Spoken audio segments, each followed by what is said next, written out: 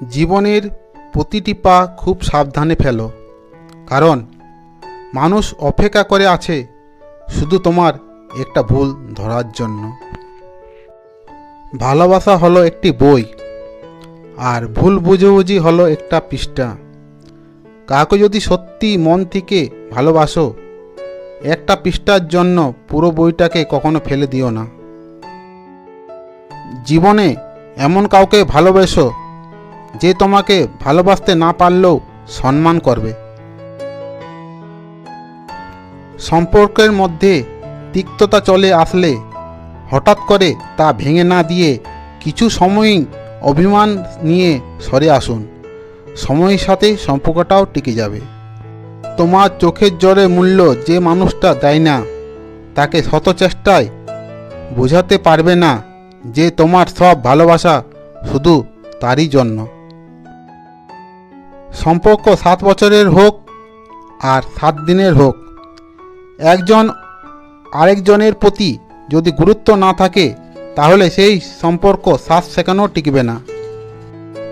একটা বিড়ালকে তুমি যত ভালো খাবার দাও না কেন, ইঁদুর দেখলে লোভ সামলাতে পারে না। তেমনি তুমি তাকে যতই ভালোবাসো না কেন, তোমার থেকে ভালো কাউকে পেলে সে তোমাকে ছেড়ে দেবে। যে রাগ করে যায় সে ফিরে আসলেও আসতে পারে, কিন্তু যে চুপচাপ কিছু না বলে ছেড়ে চলে যায় সে কখনো ফিরে আসে না। সম্পর্ক টিকিয়ে রাখার একটি সহজ পদ্ধতি: একে অপরের হাত ধরো, ভুল নয়।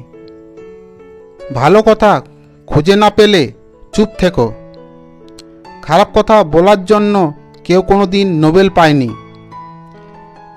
এমনকি চুপ থাকার অপরাধও কারো কখনো ফাঁসি হয়নি। সবাই ভালো ব্যবহারের যোগ্য হয় না। মাঝে মাঝে যে যেমন তাকে তেমন ব্যবহার করা উচিত। এটা অসভ্যতা নয়, প্রয়োজনীয়তা।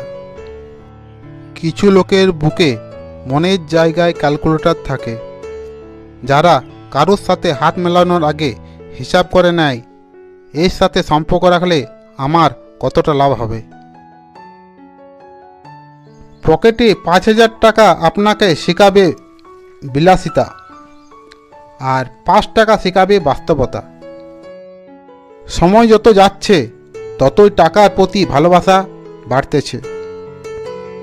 কোনো সময় টাকা বা সম্পত্তির ওপর অহংকার করো না। মনে রেখো, সময় রাজাকে ভিখারি, আবার ভিখারিকে রাজা বানিয়ে দেয়। সময় পারে না এমন কিছু নেই। টাকা ভিক্ষা করেও পাওয়া যায়, কিন্তু সম্মান নয়।